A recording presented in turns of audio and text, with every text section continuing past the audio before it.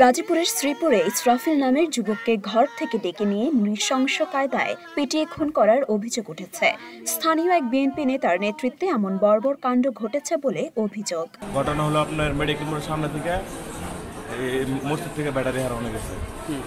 আমি জানি না, আমি শুয়ে রয়েছি। আমার এই সকালবেলা তারা যাই আপনি বললেন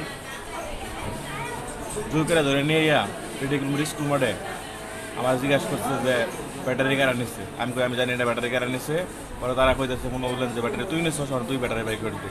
আমি তারপরে বলছি যে আমি জানি না।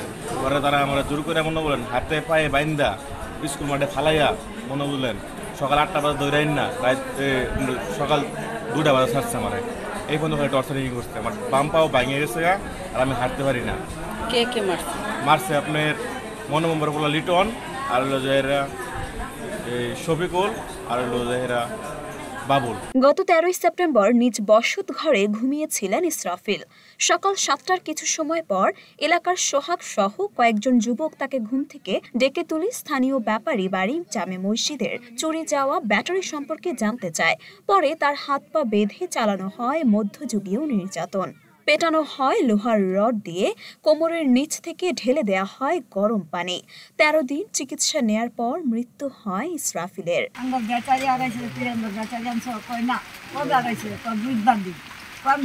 সারা রাইতে যে মাছ মারলাম মেশিন দিয়ে পানি নিচ্ছে, আমি তো কোনো ব্যাটারি চুরি করছি না। কয়তালে চুরি না করলে আমি নগদ নগদ ঠিক আছে। তার সাদা মন চুরি করছে না, তাকে নগদ দিচ্ছে।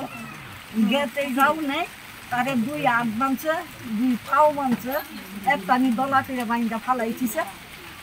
নগে মুখ কেউ হয়ে গেছে না, পাশে গেছে না। পরে আমি গেছি, আমি গিয়ে দেখি যে তারে বাইন্দা তোমরা করে ফালাই ঠিয়া এই মুখটা মুখটা পঞ্চা দিয়া তারা হুমানে বাইরে দিতেছে।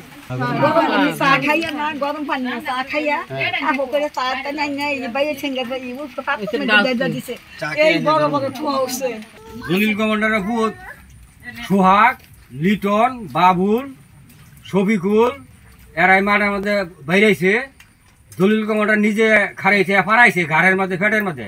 আবার শ্বাস তুলতে গরম পানি আনিয়া ওই ঠ্যাঙ্গের মধ্যে গরম পানি দিছে, আঙ্গুরও মানে মাঠের মধ্যে যাবার দিছে না। এই ঘটনায় 2 নম্বর ওয়ার্ড বিএনপির সাধারণ সম্পাদক কামরুল হাসান লিটন, বাবুল মণ্ডল, শফিকুল ইসলামের নাম উল্লেখ সহ অজ্ঞাত পরিচয়ের আরও 6 থেকে 7 জনের বিরুদ্ধে থানায় লিখিত অভিযোগ দেন ইসরাফিলের বাবা। মরিয়ম মিম, ঢাকা পোস্ট।